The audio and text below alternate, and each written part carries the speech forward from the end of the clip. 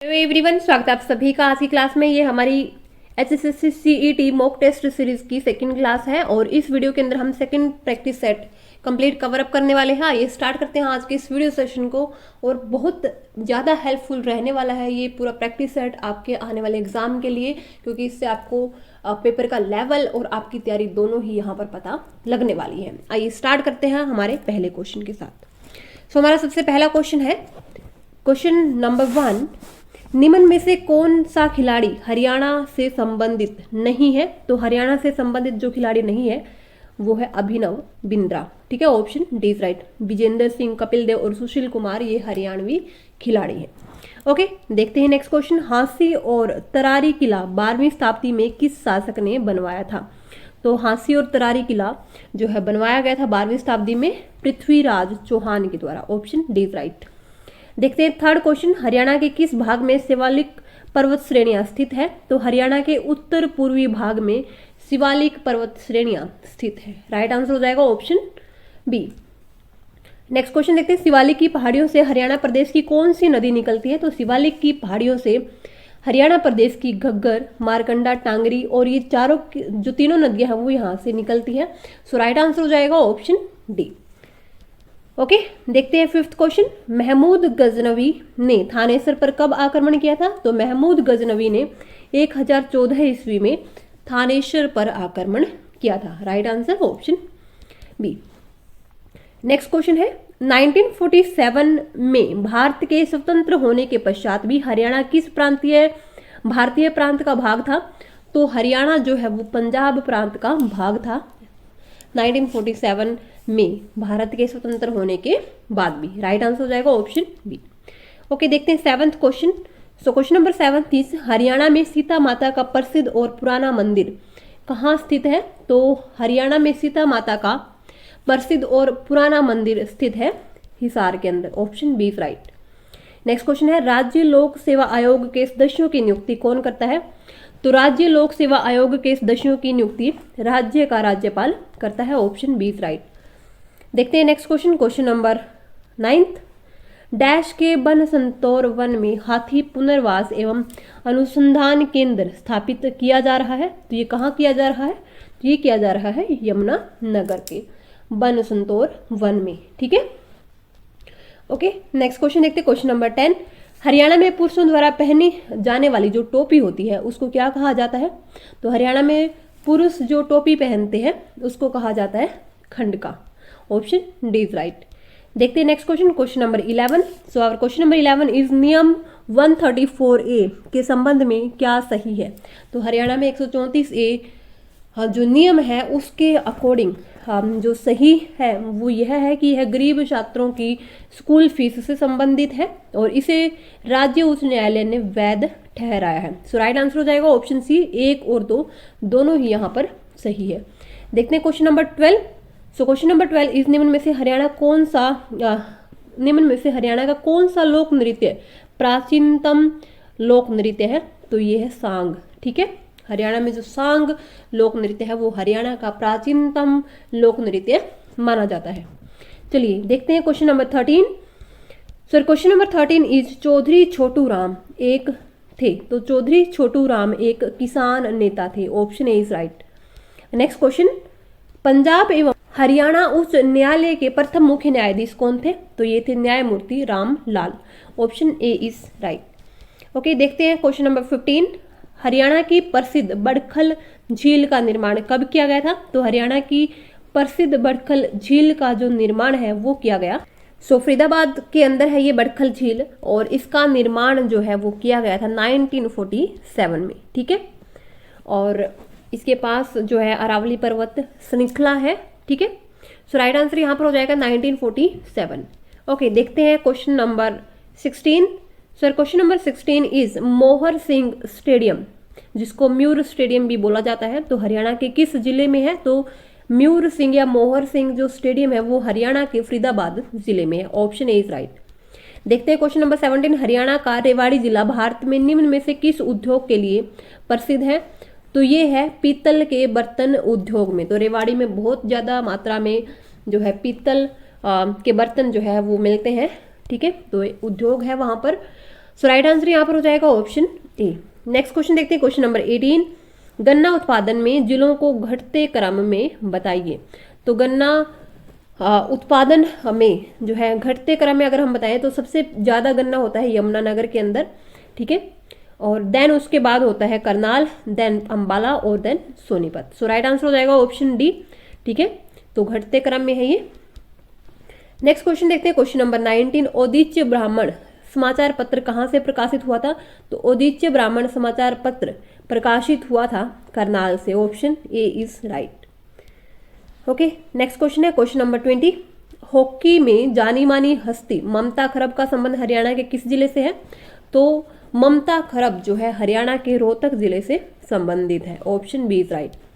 Okay, देखते हैं next question, आपकी बेटी हमारी बेटी योजना की शुरुआत कब हुई थी। तो आपकी बेटी हमारी बेटी योजना की शुरुआत हुई थी 22 जनवरी 2015 में, लेकिन यहाँ पर कोई भी ऑप्शन उससे मैच नहीं कर रहा है, so we can go with option जो कि उसके नियर अबाउट है, 8 मार्च 2015। ओके, चलिए देखते हैं next question, question number 22, Hyun सांग या ह्यू सांग का जन्म कब हुआ था। ओके, तो ये जो है राजा हर्ष के दरबार में ये आए थे विदेशी, तो इनका जन्म हुआ था 600 ईस्वी में, option D is right. Okay, चलिए देखते हैं क्वेश्चन नंबर 23, अंबाला स्थित सेंट पॉल का गिरजाघर स्थापत्य कला की कौन सी शैली से निर्मित है। तो अंबाला में जो सेंट पॉल गिरजाघर है वो यहाँ पर निर्मित किया गया है अर्ध गोथिक शैली से, ऑप्शन ए इज राइट। देखते हैं क्वेश्चन नंबर 24, क्वेश्चन नंबर 24 क्या है, सरोवर के निर्माण से संबंधित जानकारी देने वाला ख्रोष्टी लिपि का अभिलेख कहाँ से प्राप्त हुआ है। तो ये अभिलेख प्राप्त हुआ है करनाल से। Next question, question number 25, Kurukshetra के निकट महाभारत स्थल के विकास की विस्तृत परियोजना के लिए करोड़ रुपए दिए गए हैं। तो कितने करोड़ रुपए जो है दिए गए हैं कुरुक्षेत्र के निकट महाभारत स्थल के विकास परियोजना के लिए। तो ये दिए गए हैं 99 करोड़ रुपए, option A is right. Okay, देखते हैं क्वेश्चन नंबर 26, भारत में पहला जल विद्युत शक्ति संयंत्र कहाँ स्थापित किया गया। तो भारत में पहला जल विद्युत शक्ति संयंत्र स्थापित किया गया शिव समुद्रम में, option B is right. Next question है, निम्न में से कौन बुनियादी ढांचे के क्षेत्र में शामिल नहीं है। तो बुनियादी ढांचों के क्षेत्र में शामिल नहीं है खाद्य पदार्थों का निर्माण, ठीक है। ओके, सो बुनियादी ढांचों में क्या क्या बाकी शामिल है, विद्युत का उत्पादन बुनियादी ढांचे हैं, और देन खाद्य उत्पादन, एयरपोर्ट का विस्तार, लेकिन जो खाद्य पदार्थ है उनका निर्माण यानी कि एक सेकेंड प्रोसेस में ये आ जाता है। सो राइट आंसर यहाँ पर हो जाएगा ऑप्शन बी। नेक्स्ट क्वेश्चन देखते हैं, नेक्स्ट क्वेश्चन, क्वेश्चन नंबर 28, निर्बाध वैश्विक कवरेज के लिए आवश्यक भू स्थिर उपग्रहों की न्यूनतम संख्या क्या होती है। तो न्यूनतम संख्या इसके लिए है 3, ठीक है, जिसमें वैश्विक कवरेज यानी कि पूरी ग्लोबली जो कवरेज है तो उसके लिए आवश्यक जो भू स्थिर उपग्रह है उनकी न्यूनतम संख्या है 3।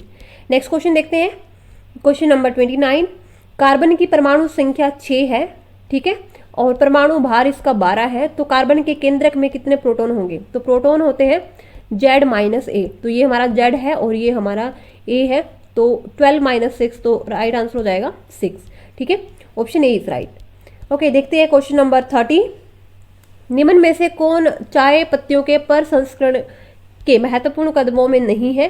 तो महत्वपूर्ण जो कदम है चाय पत्तियों के प्रसंस्करण में वो है रोलिंग, देन उनको सुखाया जाता है, देन उनको फॉर्मेटिंग किया जाता है। सो यहाँ पर जो सही नहीं है वो है तोड़ना, ऑप्शन डी इज राइट।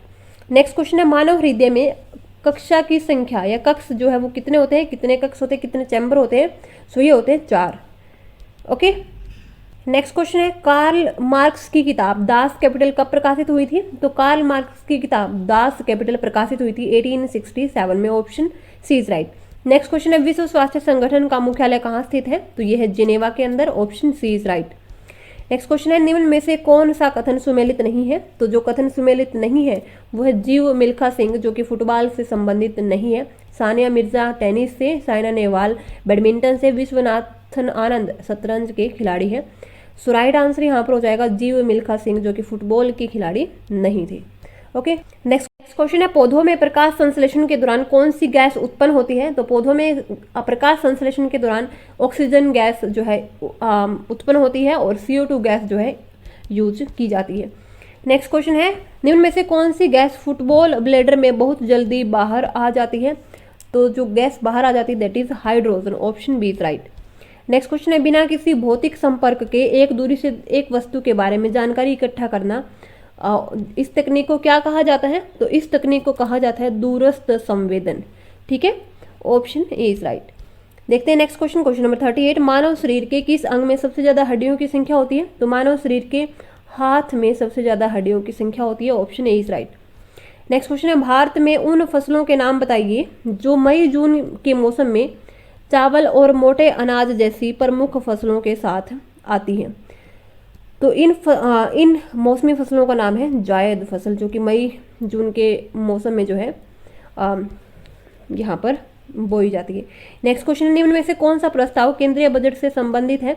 तो केंद्रीय बजट से संबंधित प्रस्ताव है कटौती प्रस्ताव, option C is right.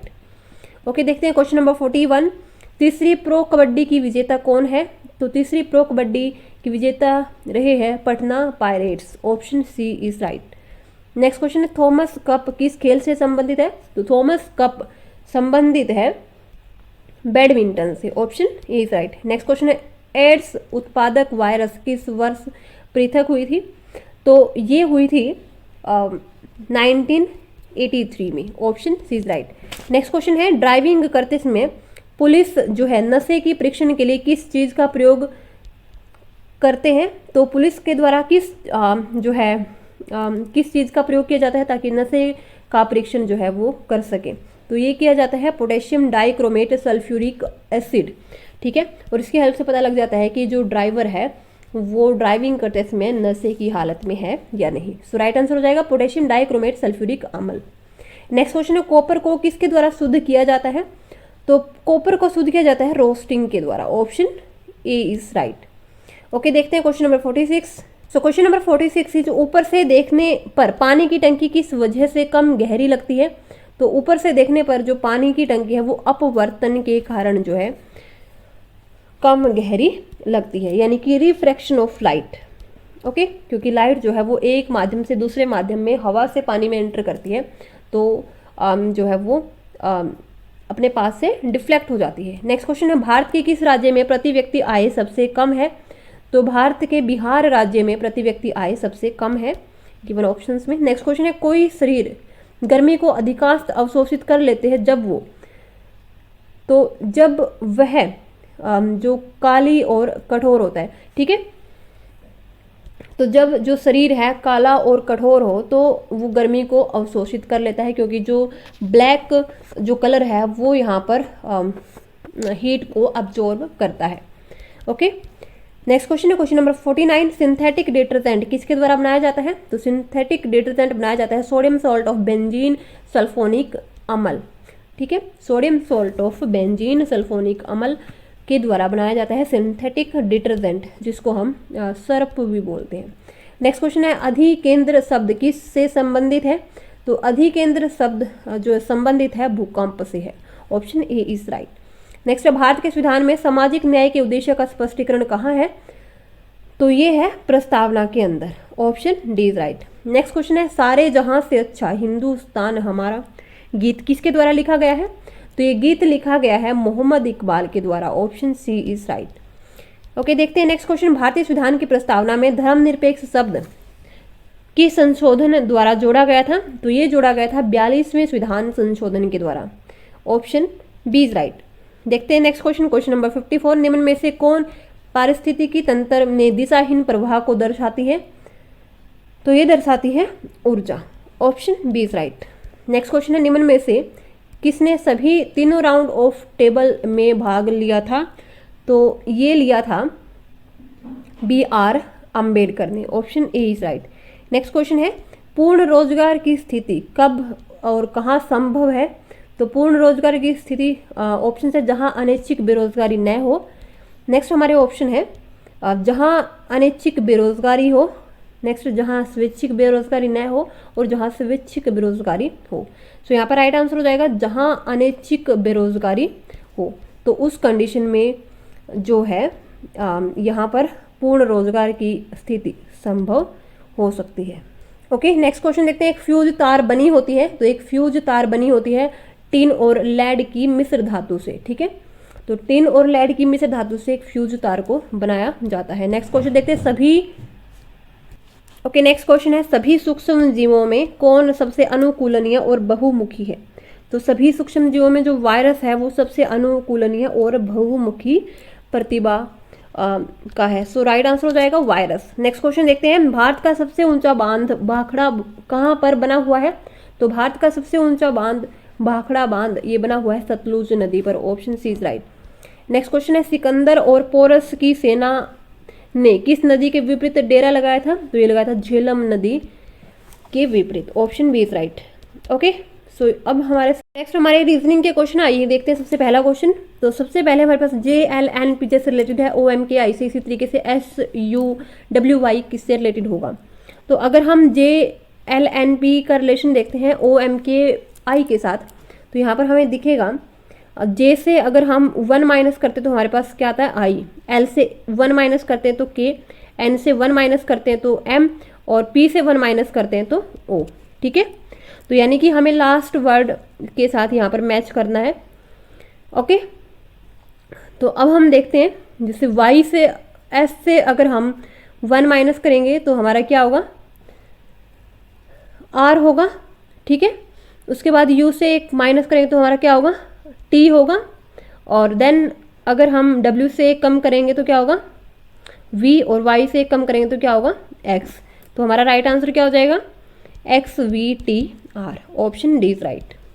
Okay, next question देखते हैं। Question number 62। जैसे 3 और 11 रिलेटेड है, इसी तरीके से 7 और नेक्स्ट नंबर क्या होगा?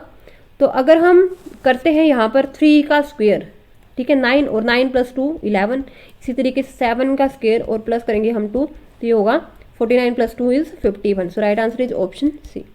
नेक्स्ट क्वेश्चन है, धर्म त्यागी, धर्म और डैश डैश। ठीक है, धर्म त्यागी कौन होता है? जो धर्म को त्याग कर देता है। और इसके अलावा नेक्स्ट हमारा क्या होगा? शिक्षक, शिक्षा, ये तो नहीं होगा। देशद्रोह, देश, तो देशद्रोह वही होता है जो देश का त्याग कर देता है या देश के साथ विश्वासघात करता है।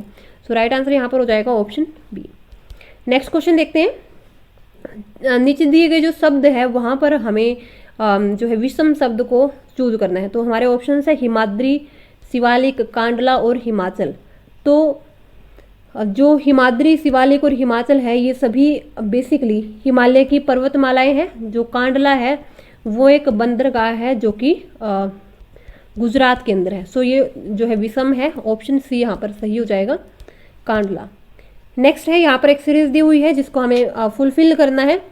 तो हम देखते हैं कोई सीरीज यहाँ पर मैच करते हैं। सबसे पहले हम यहाँ पर डालते हैं एक बार A, तो ABB A, देन क्या होगा? 1 सेकेंड। तो यहाँ पर देखते हैं, इसको एक सीरीज बना के देखते हैं। स्टार्टिंग में ABB, then AAB, then ABB, then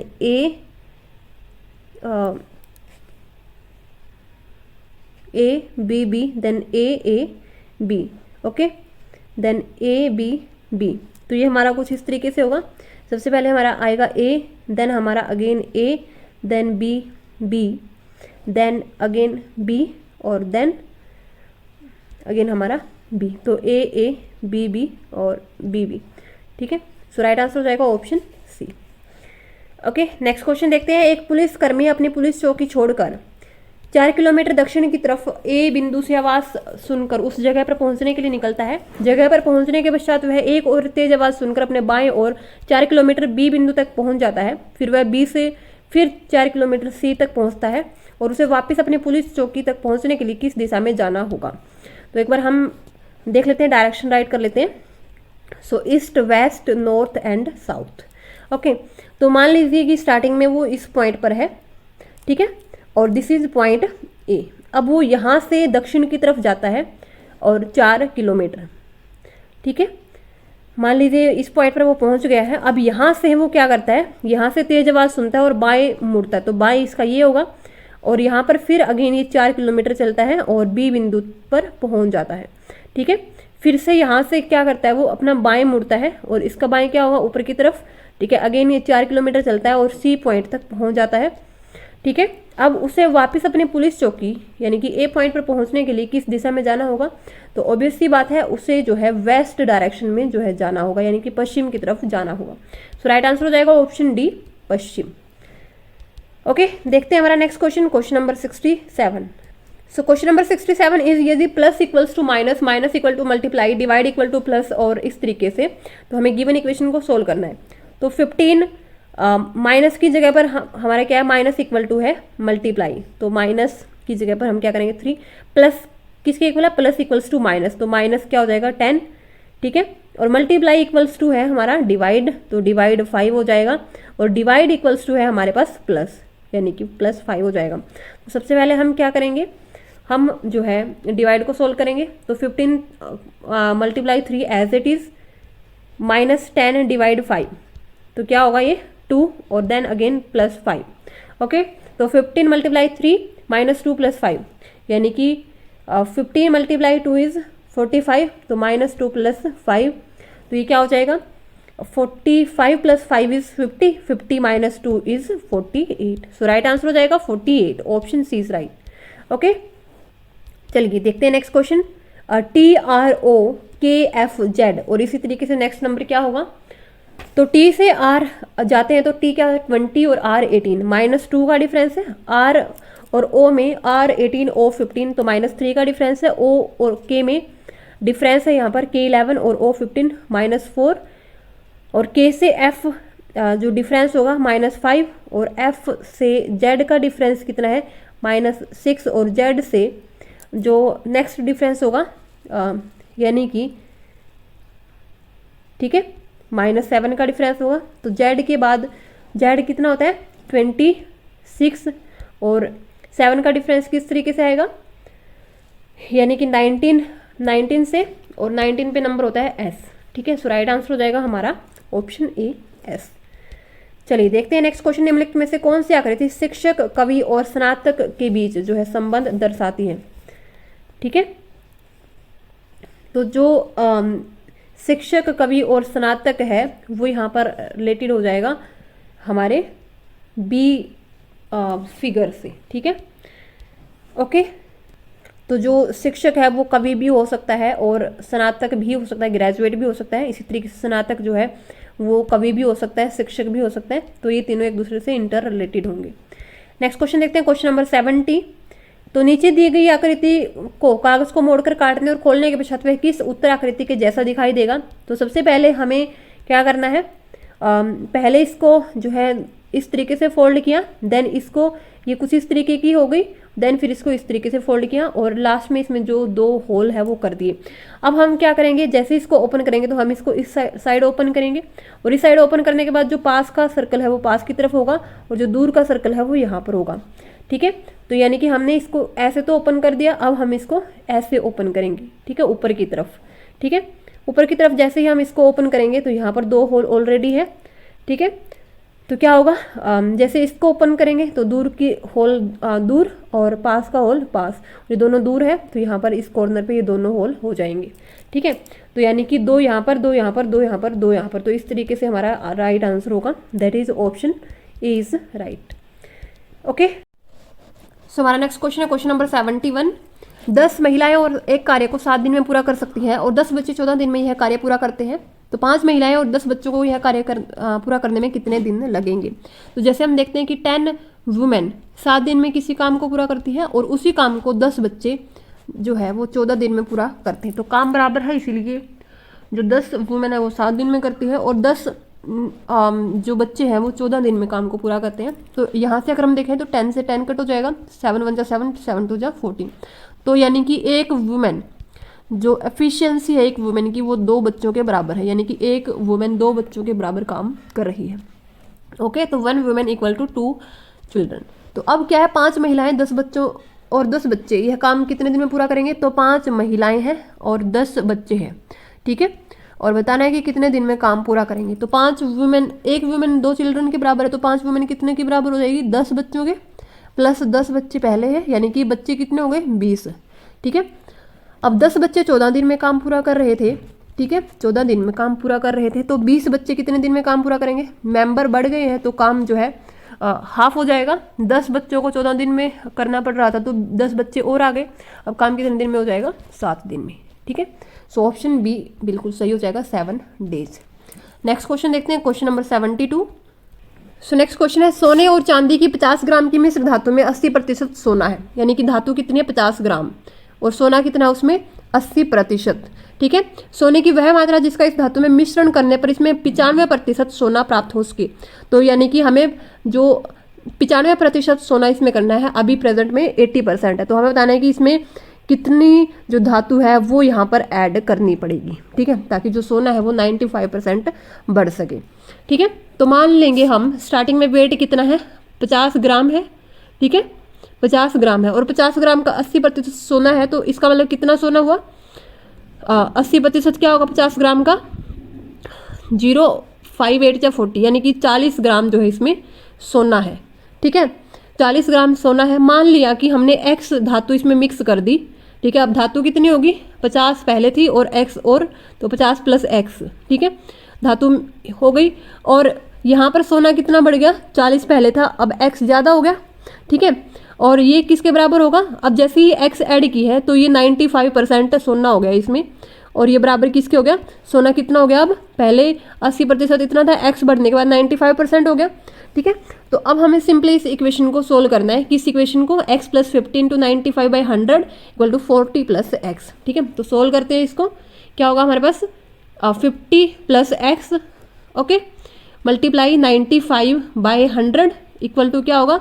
40 + x। ठीक है, तो यहाँ से मल्टीप्लाई करेंगे, क्रॉस मल्टीप्लाई। दिस इज 95 × 50, 95 × 50 क्या हो जाएगा? देखते हैं, और 95 + x, 95 × x, यहाँ पर क्या होगा? 4000, और प्लस कितना होगा? 100x। ओके, तो इसको मल्टीप्लाई करेंगे तो 0, 5 पंजे 25, 2 कैरी, 5 में 45 और 2 47, यानी कि 4750। ये प्लस क्या हो गया? 95x, ये क्या हो गया? 4000 + 100x।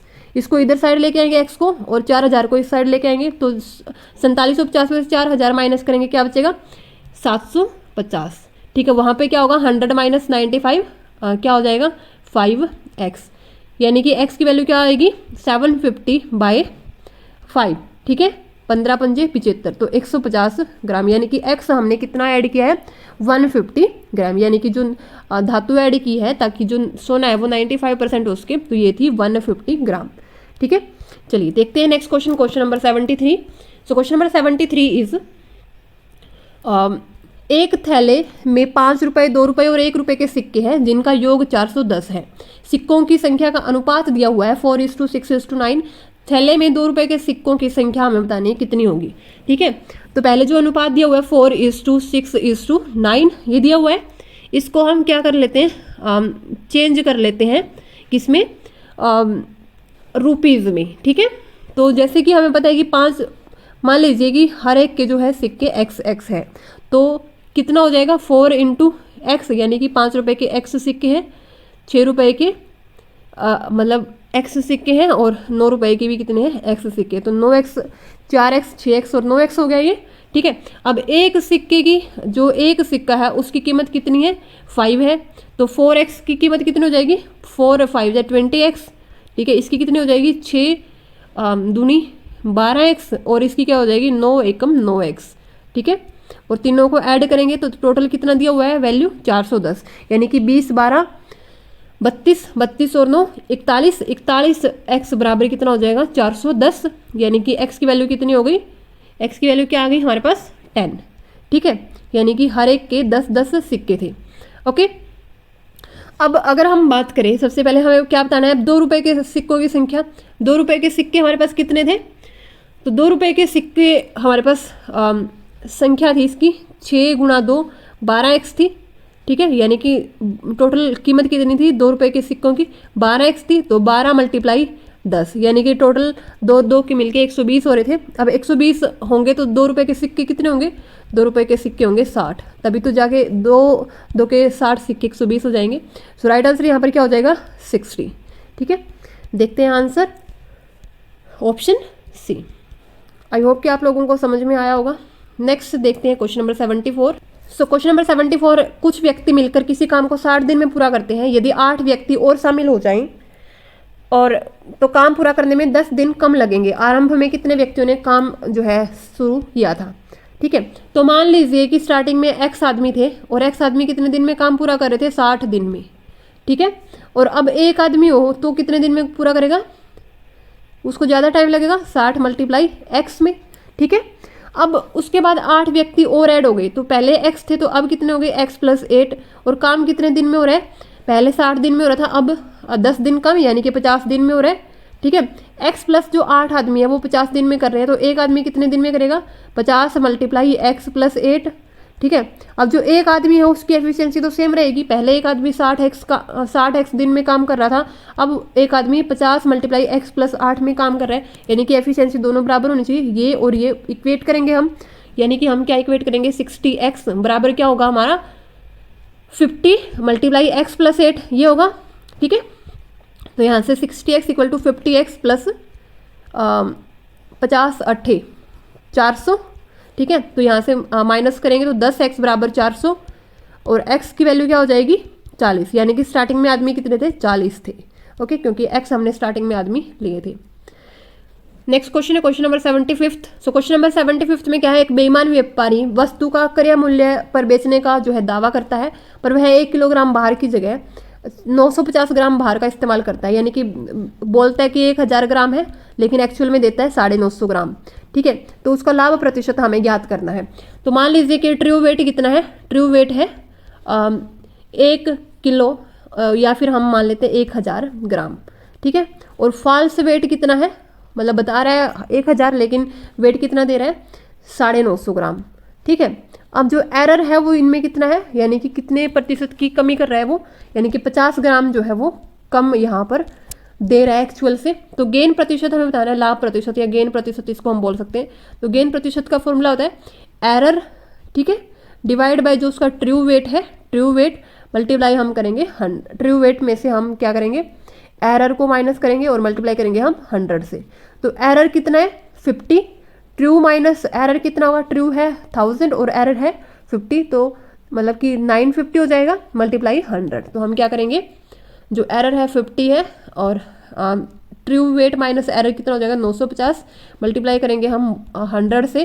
तो इसको जैसे ही हम सोल्व करेंगे, ठीक है, 500 बाई 95, 500 बाई 95, तो जैसे हम इसको सोल्व करेंगे तो हमारा राइट आंसर यहाँ पर हो जाएगा ऑप्शन जो है बी 5.26%। इसको आप सोल्व करके देख लेना। ओके, नेक्स्ट क्वेश्चन देखते हैं क्वेश्चन नंबर 76। 3 पुरुष और 4 बच्चे मिलकर 7 दिन में 756 रुपये कमाते हैं। 11 पुरुष और 13 बच्चे मिलकर 8 दिन में 3008 रुपये कमाते हैं। तो कितने समय में 7 पुरुष और 9 बच्चे मिलकर 2480 रुपये कमा पाएंगे। तो थोड़ा सा ये लंबा क्वेश्चन है। मान लेते हैं कि हम जो एक जो लड़का है, एक जो लड़का है, एक बॉय, वो जो है अर्न कर लेता है एक्स रुपीज़ प्रतिदिन, एक्स रुपीज़ पर डे। ठीक है, ओके, और एक जो मैन है, ठीक है, वो अर्न करता है वाई रुपीज़ पर डे। तो ये आपको ध्यान में रखना है कि बच्चा जो है वो एक्स रुपये कमाता है हर दिन, ओके, और जो पुरुष है वो यहाँ पर कमाता है वाई रुपीज़ पर डे। ठीक है, अब 3 पुरुष और 4 बच्चे मिलकर 7 दिन में कितना कमाते हैं 756 रुपये, यानी कि 3 पुरुष है और 7 दिन में कमाते, एक दिन में कितना कमाते हैं पुरुष वाई, ठीक है, और कमा कितने दिन रहे 7 दिन, प्लस 4 बच्चे जो है 7 दिन काम कर रहे हैं और एक दिन में कमा रहे हैं एक्स रुपीज़। तो 7 दिन में कितना कमाएंगे 4 मल्टीप्लाई एक्स मल्टीप्लाई 7, ठीक है, टोटल कितना कमा रहे हैं 756।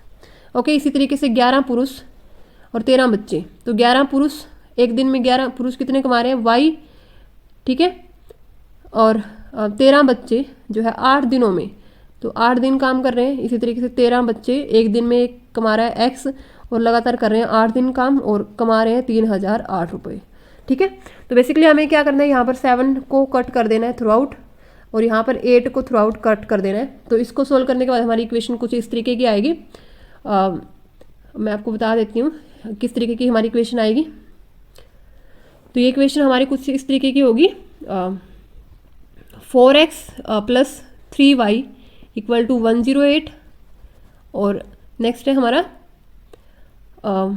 13x plus 11y equal to 376। तो उन दोनों इक्वेशन को सोल्व करने के बाद हमारे पास कुछ इस तरीके की इक्वेशन आई। अब हम क्या करेंगे, इक्वेट करेंगे इक्वेशंस को। यहाँ पर 3 है तो हम इसको 11 से मल्टीप्लाई कर देंगे थ्रू आउट, और यहाँ पर 11 है तो हम इसको 3 से मल्टीप्लाई कर देंगे, तो पूरी इक्वेशन में मल्टीप्लाई होगा।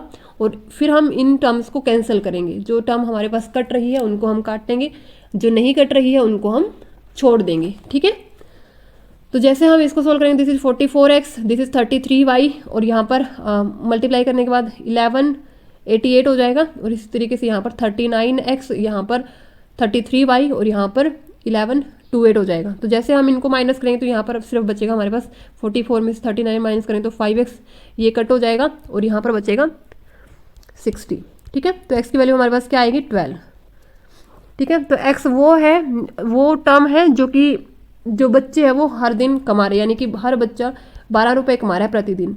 ठीक है, अब हम इसी वैल्यू को उस इक्वेशन में पुट करेंगे जो हमारे पास गिवन इक्वेशन थी, 4x प्लस 3y जो हमने सोल्व करी थी इक्वल टू 108। तो यहाँ पर 4 मल्टीप्लाई x की वैल्यू 12 पुट करेंगे, प्लस 3 इंटू वाई हो जाएगा 108। तो यहाँ से हमारी y की वैल्यू आएगी 20। ठीक है, यानी कि जो आदमी है वो हर दिन 20 रुपये कमा रहे हैं, और जो बच्चे हैं वो हर दिन 12 रुपये कमा रहे हैं। अब हमें बताना है कि 7 पुरुष और 9 बच्चे मिलकर जो है 2480 रुपये कितने दिन में कमा पाएंगे। ठीक है, अब अगर हम बात करें 7 पुरुष, एक दिन में कितने कमाता है पुरुष, 20 रुपये, और 9 जो बच्चे हैं वो एक दिन में कमाता है एक बच्चा कितने रुपए, 12 रुपये। ठीक है, तो एक दिन में पुरुष और जो बच्चे हैं वो कितना कमा लेंगे, तो 7 2 जा 140, और 12 में 108। ठीक है, तो ये हो जाएगा 248। तो एक दिन में कमा रहे हैं 248, टोटल कमाते हैं 2480। तो 2480 को हम 248 से भाग करेंगे तो हमारे पास आएगा कि कितने दिन में कमा पाएंगे 2480 रुपये, तो ये कमा पाएंगे 10 दिन में। सो राइट आंसर हो जाएगा option B. Okay, next question देखते हैं, question number 77। So question number 77 है, चीनी के भाव में 20% की बढ़ोतरी हो गई और परिणाम स्वरूप एक परिवार ने अपनी चीनी की खपत में 20% की कमी कर दी। इससे परिवार द्वारा चीनी पर किए जाने वाले खर्च में कितनी कमी हुई। ठीक है, तो मान लेते हैं चीनी का जो प्राथमिक भाव है वो x रुपये है। ठीक है, x रुपये है। अब नया भाव कितना है, नया भाव है 20% और बढ़ गया, यानी कि कितने प्रतिशत बढ़ गया, ये बढ़ गया, x पहले था। ओके, तो x का 20% कितना हो गया, ठीक है, x पहले था और x/5 बढ़ गया है, तो ये हो गया 6x/5। ठीक है, 6x/5 ये नया भाव है, और पुराना कितना था, प्राथमिक भाव या प्राइमरी भाव था x रुपये। अब चीनी की खपत मान लेते हैं, कितनी है चीनी की खपत, y है, पहले y थी, अब नई खपत कितनी हो गई, नई खपत में 20% की कमी हो गई। ठीक है, यानी कि पहले खपत थी y और y का 20% कम कर दिया तो कितना हो जाएगा 4/5y। ठीक है, ओके, तो लागत कितनी होती है, जितना खपत है मल्टीप्लाई कर लेते हैं हम उसको भाव से। ठीक है, तो x इंटू वाई पहली खपत है, और अब कितने 6x/5 इंटू 4y/5। तो लागत देखते हैं हम क्या होगी, तो लागत होगी xy, और यहाँ पर लागत क्या होगी नई 6/5x मल्टीप्लाई 4/5y। ठीक है, तो पहले xy, और ये कितना हो गया 6 चौके 24xy डिवाइड बाई 25। ठीक है, तो क्या हो गया, इसको मल्टीप्लाई करेंगे उधर 25xy, और ये हो गया 24xy, यानी कि डिक्रीमेंट कितने का हुआ 1 का। ठीक है, 1 का डिक्रीमेंट हो गया। यहाँ पर हमें बताने की खर्च में कितनी कमी आई, तो 1 की कमी आई है 25 पर। ठीक है, और परसेंटेज के लिए हम निकालेंगे मल्टीप्लाई 100 से। ठीक है, तो क्या हो जाएगा 4%, यानी कि 4% जो है खर्च में कमी आई है। Option C is right. देखते हैं next question. So next question है, वह छोटी से छोटी संख्या क्या होगी जिसे 5, 6 और 8 से भाग देने पर 3 शेष बचे, किंतु 9 से भाग देने पर कुछ भी शेष ना बचे। ठीक है, तो हमें अगेन यहाँ पर क्या करना होगा, ट्रायल मेथड से करना होगा। ट्रायल मेथड से हम इसको कैसे करेंगे, डिवाइड करके देखेंगे हम हर एक जो है 5, 6 और 8 से हर एक टर्म को, तो हमारे पास जो राइट आंसर हो जाएगा वो होगा 240। ठीक है, तो 240 जो है वो यहाँ पर 9 से डिवाइड होने पर जो है कोई भी शेष यहाँ पर नहीं बचेगा। ठीक है, ओके नेक्स्ट क्वेश्चन देखते हैं। एक संख्या को 52 से विभाजित करने पर जो है शेष बचता है 45। यदि संख्या को 13 से विभाजित किया जाए तो शेष क्या होगा। ठीक है, मान लीजिए कि हमने नंबर लिया x को अगर हम 45 से डिवाइड करते हैं, ठीक है, तो रिमाइंडर कितना बच रहा है, सॉरी 52 से डिवाइड कर रहे हैं तो रिमाइंडर बचेगा 45। ठीक है, अब क्या कह रहे हैं, यदि संख्या को 13 से विभाजित किया जाए तो शेष क्या होगा। मान लीजिए जो हमारा नंबर है, एक सेकेंड दोबारा करते हैं इसको। मान लीजिए कि हमारा नंबर है n, ठीक है, 52 से हम इसको डिवाइड कर रहे हैं 52 से। ठीक है, कुछ ना कुछ हमारा जो है यहाँ पर डिवाइजर भी होगा, सपोज वो a है और शेष बच रहा है हमारा 45। ठीक है, अब इसी संख्या को हम 13 से विभाजित करेंगे। ठीक है, पूरी संख्या को हम 13 से विभाजित करेंगे तो हमारे पास बताना है कि अब शेष क्या होगा। ठीक है, तो अगर हम 50 इसको अलग अलग से सेपरेटली लिखें, 52a/13 प्लस 45/13। ठीक है, तो 13 से तो 52 का मल्टीपल है ये, 13 से तो ये कंप्लीट डिवाइड हो जाएगा, कोई भी रिमाइंडर नहीं बचेगा, रिमाइंडर यहाँ पर 0 होगा। तो रिमाइंडर कहाँ पर बचेगा, यहाँ पर बचेगा। 45 को 13 से भाग करेंगे तो 45 को 13 से भाग करेंगे तो 13 3 39 होता है। ठीक है, 3 पे चला जाएगा और बचेगा कितना, 39। 45 में तो 39 गए तो बचेगा 6, तो 6 क्या होगा यहाँ पर रिमाइंडर होगा। ठीक है, option B is right. Okay next question देखते हैं, question number 80। So question number 80 में क्या है, क्रिकेट खिलाड़ी जिसका गेंदबाजी औसत 12.4 रन प्रति विकेट है, 26 रनों पर 5 विकेट लेता है, जिससे उसका औसत इतना घट जाता है, पिछले मैच द्वारा तक उसके द्वारा लिए गए विकेटों की संख्या क्या होगी। ठीक है, तो एक खिलाड़ी है जिसका एवरेज जो रन जो औसत है रन पर विकेट वो इतना है। ठीक है, और वो 26 रन पर फिर से 5 विकेट ले लेता है तो उसका जो एवरेज है वो घट जाता है। ठीक है, तो हम स्टार्टिंग में लेट कर रहे थे कि उसने जो नंबर ऑफ विकेट्स लिए वो कितने लिए, x लिए। ठीक है, x विकेट उसने लिए। अब रन कितने होंगे, क्योंकि एवरेज इतना है तो उसने रन दिए होंगे, तो रन कितने दिए हैं 12.4 प्रति विकेट। अब x विकेट लिए तो 12.4 मल्टीप्लाई x हो जाएगा, टोटल ये क्या होंगे रन। ठीक है, टोटल रन। ओके, तो टोटल रन हमारे कितने हो गए 12.4 मल्टीप्लाई x। अब वो क्या करता है, वो 26 रन और दे देता है। ठीक है, 26 रन और दे देता है और जिससे उसका एवरेज जो है वो 0.4 घट जाता है। अब पहले रन कितने थे 12.4 इंटू एक्स, अब 26 रन और उसने दे दिए। ठीक है, ओके, अब जो विकेट है पहले उसने विकेट लिए थे 5, सॉरी x, और देन विकेट लिए 5, तो अब टोटल विकेट कितने हो गए x + 5 हो गए। और जो उसका एवरेज है वो कितना हो गया 12.4 था, अब 0.4 और कम हो गया, यानी कि बच गया एवरेज 12। ठीक है, अब जो एवरेज है वो 12 है। अब रन कितने हैं 12.4x + 26। एवरेज कैसे निकालेंगे, टोटल विकेट से डिवाइड करके, तभी तो आएगा रन पर विकेट एवरेज। ठीक है, और एवरेज कितना है 12। अब हमें क्या करना है, क्रॉस मल्टीप्लाई करना है x + 5 को 12 से और फिर इसके साथ इक्वेट करना है। ठीक है, कैसे करेंगे, 12.4 इंटू x + 26 था और यहाँ पर क्या होगा हमारा 12 है और मल्टीप्लाई x + 5, तो 12 पंजे 60 हो जाएगा। ठीक है, अब 12.4 में से 12 माइनस करेंगे तो 0.4x बचेगा और यहाँ पर क्या होगा 60 में से 26 जाएंगे तो कितना बचेगा 34। ठीक है, x को 34/0.4 करेंगे। ठीक है, इंटू 10 कर देंगे। ठीक है, और इसको सोल्व करेंगे तो हमारे पास क्या होगा 2 से यहाँ पर 2 से 5 पे और 2 से 17 पे, 17 पंजे 85, तो x की वैल्यू कितनी होगी 85। ठीक है, यानी कि पिछले मैच तक उसने x विकेट लिए थे और x विकेट की संख्या कितनी थी 85 थी। चलिए देखते हैं नेक्स्ट क्वेश्चन, क्वेश्चन नंबर 81। तो हमारे हिंदी के क्वेश्चन स्टार्ट हो गए। सो क्वेश्चन नंबर 81 में क्या है, तद्भव शब्द चुनिए। तो तद्भव शब्द यहाँ पर है ऑप्शन डी, दूध। ठीक है, नेक्स्ट क्वेश्चन देखते हैं, क्वेश्चन नंबर 82। सो क्वेश्चन नंबर 82 है, अपदान तत्पुरुष समास का सही शब्द चुनिए। तो अपदान समास का सही शब्द यहाँ पर है रोग मुक्त, option A is right. Next question है, जिस वाक्य में एक कर्ता और एक क्रिया हो उसे क्या कहते हैं, तो उसे सरल वाक्य कहा जाता है, ऑप्शन बी। नेक्स्ट क्वेश्चन है, निम्न में से किस वाक्य में अकर्मक क्रिया नहीं है, सो हमारे पास वाक्य है गीता ने पुस्तक पढ़ी, तो यहाँ पर अकर्मक क्रिया नहीं है, ऑप्शन सी इज राइट।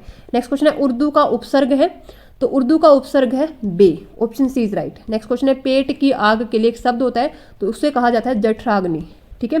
तो जैसे कि जठर रस यानी कि पेट में से जो रस स्त्रावित होता है उसको जठर रस भी कहा जाता है, और पेट की आग जठराग्नि, ठीक है। नेक्स्ट क्वेश्चन निम्न में से कौन सा शब्द से उपसर्ग और प्रत्यय का प्रयोग एक साथ होता है, तो ये होता है सम्मानित, ठीक है। तो यहाँ पर उपसर्ग और प्रत्यय का प्रयोग दोनों एक ही साथ हुए हैं। नेक्स्ट क्वेश्चन है संयुक्त व्यंजन ज इनके योग से बना है, तो ज जो है वो किसके योग से बना है, तो ये बना है ज और य, ठीक है, option C is right. Next question है भाववाचक संख्या नहीं है, तो भाववाचक संख्या नहीं है खट्टा, option C is right. Next question है विशाल शब्द का सबसे उपयुक्त विलोम शब्द कौन सा है, तो विशाल का सबसे उपयुक्त विलोम शब्द लघु, विशाल होता है जो सबसे बड़ा हो और लघु जो सबसे छोटा हो। चलिए देखते हैं नेक्स्ट क्वेश्चन, इंग्लिश के क्वेश्चन है। सो हमारा क्वेश्चन नंबर यहाँ पर 91 है। सो क्वेश्चन नंबर 91 में क्या दिया हुआ है, the scientist could not hardly complete all the experiment, ठीक है। तो could not hardly complete all the experiment, तो यहाँ पर हार्डली भी एक नेगेटिव वर्ड ही है, और नॉट हार्डली होता है बहुत मुश्किल से, और नॉट भी क्या होता है नॉट हार्डली, यानी कि ये एक सुपरफ्लुअस का इस्तेमाल यहाँ पर हो गया है। तो हार्डली के साथ नॉट नहीं आएगा क्योंकि हार्डली ऑलरेडी नेगेटिव सेंस में यूज किया हुआ है, ओके। तो नॉट और हार्डली सुपरफ्लुअस बना रहे हैं सेंटेंस को, तो इसीलिए नॉट यहाँ पर यूज नहीं होगा, सो एरर हो जाएगा ऑप्शन बी में।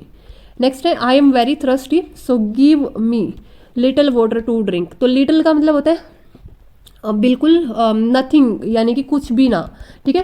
तो लिटिल के साथ हमें अ लिटिल यूज करना होगा, अ लिटिल मतलब कि थोड़ा बहुत, ठीक है, थोड़ा बहुत यानी कि क्वांटिटी में एटलीस्ट थोड़ा कम हो। लिटिल का मतलब क्या होगा बिल्कुल नथिंग, ठीक है, जीरो के बराबर, तो यहाँ पर इसीलिए अ लिटिल वाटर होगा, सो एरर हो जाएगा ऑप्शन सी में। चलिए देखते हैं नेक्स्ट क्वेश्चन, क्वेश्चन नंबर 93। सो क्वेश्चन नंबर 94 में क्या है, in given number of questions, sorry question और लेफ्ट हो गया, तो यहाँ पर हमें बताना है the criminal was totally taken dash when the police arrested him after a long chase, ठीक है। तो यहाँ पर सही आंसर हो जाएगा अबैक, यानी कि जो क्रिमिनल है वो अचानक से वहाँ से चकमा देकर फरार हो गया जैसे ही पुलिस उसको अरेस्ट करने पहुंची, ठीक है। सो राइट आंसर हो जाएगा ऑप्शन ए। चलिए देखते हैं नेक्स्ट क्वेश्चन, यहाँ पर हमारे हमें सिमिलर वर्ड जो है वो चूज करना है जो कि इस गिवन वर्ड को सही से एक्सप्रेस करे। तो पेस्टर, तो पेस्टर का मतलब होता है तंग करना या दुखी करना, तो यहाँ पर सही मैच हो जाएगा अनोय, अनोय भी क्या होता है कष्ट देना, दुखी करना, ठीक है। नेक्स्ट है ट्रिमिंग, तो ट्रिमिंग होता है छंटनी, कंटनी छंटनी करना, और कटिंग भी क्या होता है काटना छांटना, ठीक है। नेक्स्ट है यहाँ पर अपोजिट वर्ड हमें सिलेक्ट करने हैं गिवन वर्ड से स्टेल, तो स्टेल का मतलब होता है बासी, यानी कि जो कुछ दिन पुराना हो, ठीक है। तो इसका अपोजिट क्या हो जाएगा फ्रेश, जो बिल्कुल तरोताजा हो। नेक्स्ट है वैकेट, वैकेट होता है खाली, वैकेंट, ठीक है, और यानी कि बिल्कुल खाली हो, एम्प्टी हो, ठीक है। तो यहाँ पर इसका अपोजिट क्या हो जाएगा ऑक्यूपाई, यानी कि जो स्पेस कवर अप जिसने किया हो, खाली ना हो। नेक्स्ट है क्वेश्चन नंबर 98, तो यहाँ पर हमें सिलेक्ट करना है सही स्पेल्ट वर्ड, तो नार्सिज्म NARCISSISM जो है वो सही स्पेल्ट वर्ड है, ऑप्शन बी यहाँ पर सही हो जाएगा। नेक्स्ट है यहाँ पर हमें देखना है इडियम और फ्रेजेस जो है सही गिवन वर्ड को एक्सप्रेस करें, तो अ बेकर्स डजन, तो अ बेकर्स डजन का मतलब होता है नंबर में डजन से एक ज़्यादा, यानी कि 13, तो ऑप्शन सी बिल्कुल सही हो जाएगा। Next a person who is greatly respected because of his wisdom, तो एक ऐसा पर्सन जो कि उसकी बुद्धिमत्ता के कारण जो बहुत ज़्यादा रिस्पेक्टेड हो, रिस्पेक्ट किया जाता हो, तो दिस इज कॉल्ड वेनरेबल, ठीक है। सो राइट आंसर क्या हो जाएगा वेनरेबल, ओके। सो इस वीडियो में इतना ही। वेनरेबल का मीनिंग वैसे भी होता है सम्मानित, ठीक है। तो इसी तरीके से इसी वजह से मैच हो जाएगा ऑप्शन सी से। तो इस वीडियो में इतना ही। वीडियो आपको कैसे लगी आप कमेंट सेक्शन में बता सकते हैं। मिलते हैं आपको नेक्स्ट थर्ड प्रैक्टिस सेट में कल, ठीक है। Till then bye.